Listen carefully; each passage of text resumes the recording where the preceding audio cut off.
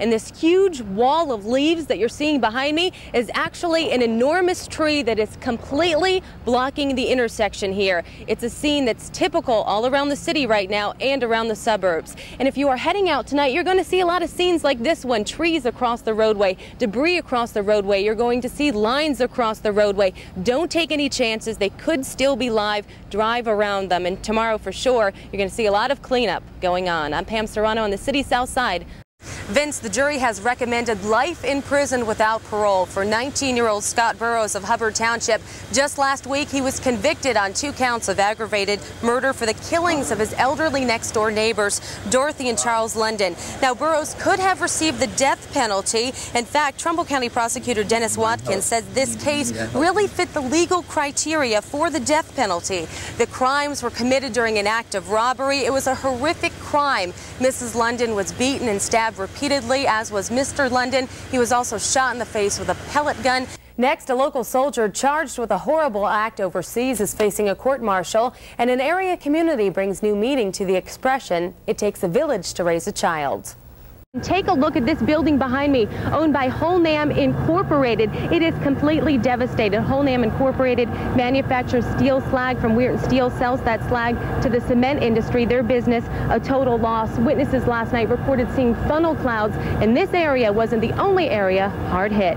Some 1,700 workers had reported here for work at the General Motors fabrication plant when a package that looked like a bomb was found inside of the plant. A horrible accident on the turnpike at the Ohio-PA line. A tractor trailer slams into a toll booth. The driver is dead. 3 local toll collectors are injured. The turnpike intersection, the scene of that accident, is the large Westgate toll booth. And that is our top story at 11. My co-anchor Vince Bavacqua is just back from the scene, and he's live in our newsroom now with the very latest. Vince. Witnesses and onlookers here say it's amazing how quickly fire devastated this home. And police say the Warrens did exactly the right thing. They rushed to the phone and called 911 immediately. Good evening. 3 men have again been convicted of helping run the Valley's organized crime activities. It seems like everyone is headed somewhere today. News Channel 33's Patrick Center is somewhere as well. He's live at the Glacier Hills Service Plaza on the Ohio Turnpike. Patrick, how are things going out there? A graduation ceremony at Columbiana County Career Center remembered 1 graduate and 1 former graduate whose lives were cut short. A man they considered a friend is now charged with their murders. But 1 graduate was missing from tonight's ceremony at the Columbiana County Career Center, 18-year-old Loretta Haynes of Rogers. She was an outgoing, fun to be around, always talk to everybody kind of person. Loretta and former Career Center graduate, 21-year-old Kalinda Collins of East Palestine, were together last night when their lives took a tragic turn. The 2 women traveled with 3 local men to the nearby state game lands in South Beaver Township. One of those men, 19-year-old Todd Butler of Columbiana, brought along a 12-gauge shotgun. There, the Pennsylvania State Police say Butler, for no reason, shot the 2 friends in an apparent kill for thrill. He's now charged with criminal homicide. The community and residents were horrified, but many had heard Butler had been in trouble before. I just known he'd been in a lot of trouble. He's not the person anybody would want to hang out with. In fact, Butler had a long list of previous arrests. And like most stories dealing with teens, guns, and violence, the warning signs appeared to be there. And once again, a plea is being made to parents to pay attention. You need to sit down with your kids each and every day when they come home from school or come home from work and share with them what they did in school, know what they're doing. And Butler will be extradited to Pennsylvania tomorrow. And he has been arrested at least 5 times that we know of in the city of Steubenville for charges such as firearms violations, domestic violence, and assault. Investigators are also hopeful surveillance tapes will help lead to an arrest.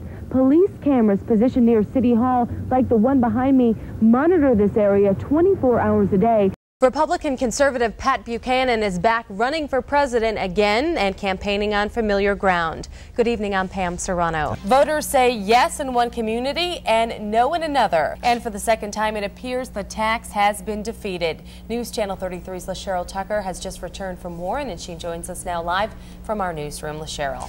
Tonight, Al Gore stood before the Democratic convention as his own man, accepting the party's nod as their presidential nominee, as you saw right here on News Channel 33.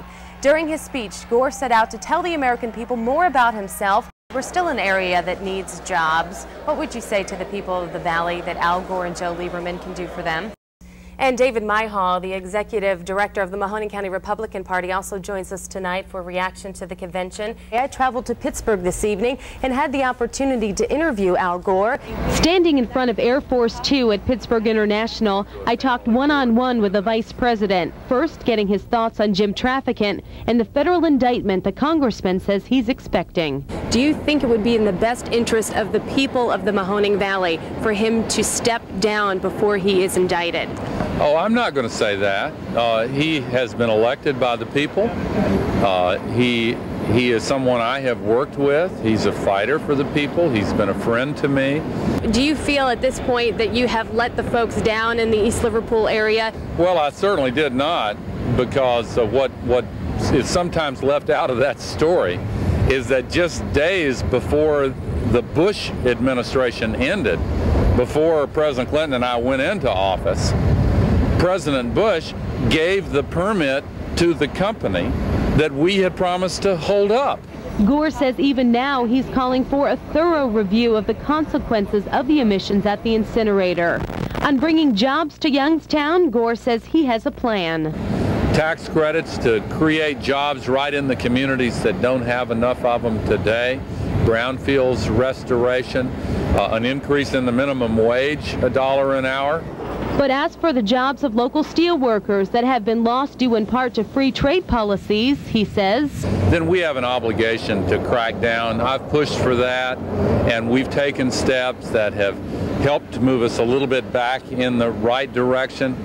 Many polls in Ohio show that George W. Bush is leading in those polls. Gore says he's not worried about that. He says the election is still 7 months away.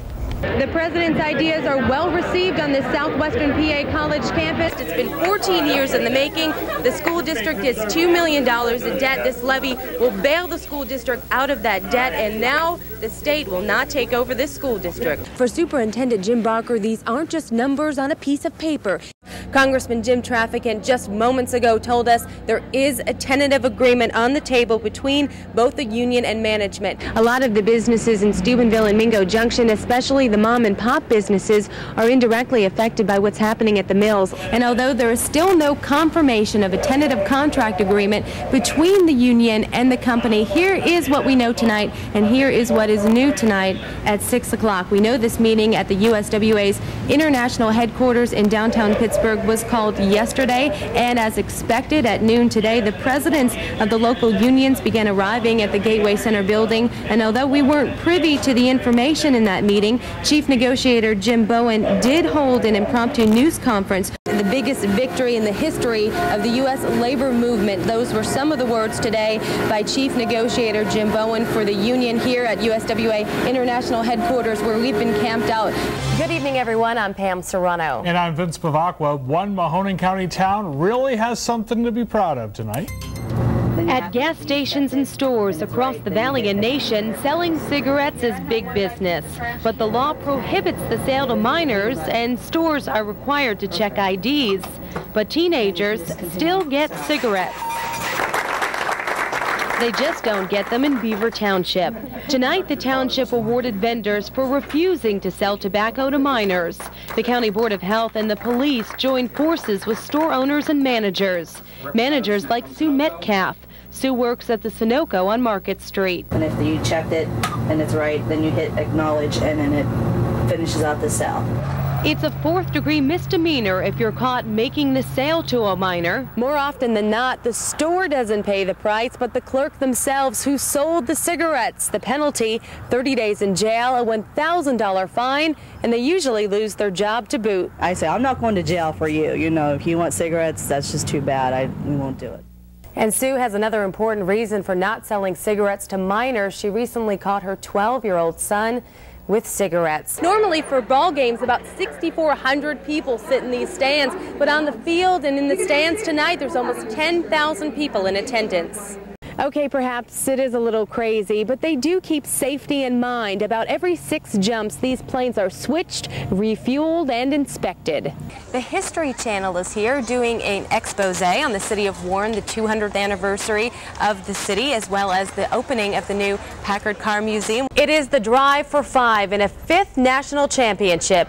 Never in the history of the state have both boys and girls teams from the same school advanced to the state finals at the same time. This is a big part of the secret to their success and staying in such great shape. We have a special guest with us now. She is Mary Bryan, a commentator with ESPN and CBS Sports. Let's take another caller that's been holding. Go ahead, caller, with your questions for the doctors. Are fairgoers happy with this year's Canfield Fair? Also, 10 people are dead following overnight fires in 2 Ohio communities. And why are dairy farmers dumping their milk? All that and more tonight after Monday Night Football. This is a rush of the border to West Virginia, unlike anything I've ever seen before. Most of the people standing in line here, places like Ohio and West Virginia. There are 65 food booths and craft booths here this year, more than double of when Follansbee Community Day started here 4 years ago. Due to security scares at airports nationwide, one of the grave sites lying dangerously close to the embankment is that of the McElhaney family. There are some 6,000 residents in the city of Bel Air. All of these citizens had either no water or low water pressure for most of the morning, due in part to the concentration of steel and coal industries here.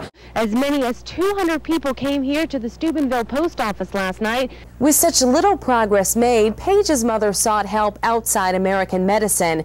That means teenagers are contracting the deadly virus. Confiscated marijuana was burned immediately, but not all the plants went up in smoke. Erie's International Institute aids immigrants living in the area and is the avenue for refugees entering Erie. Reporting live from West 18th Street, I'm Pam Serrano. Kelly, back to you.